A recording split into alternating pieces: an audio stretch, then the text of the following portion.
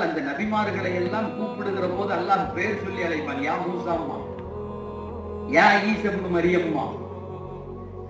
அதே மாதிரி ஒவ்வொரு நபிக்கும் அல்லாஹ் தஆலா சொல்லுகிறார், யா யஹ்யா குதில் கிதாப பிகுவா அப்படிமா.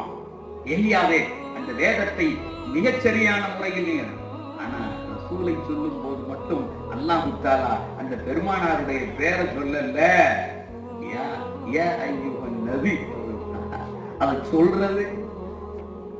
இப்ப நான் என்ன சொல்ல விரும்புகிறேன், குர்ஆன் ஓதி ஓதி பழகி இருந்தோம்னா அந்த வார்த்தையை கடக்கிற போது நம்முடைய மயிர்கால்கள் சிரிக்காமல் இருக்காது, அப்படி சிலுத்து நிற்கும்.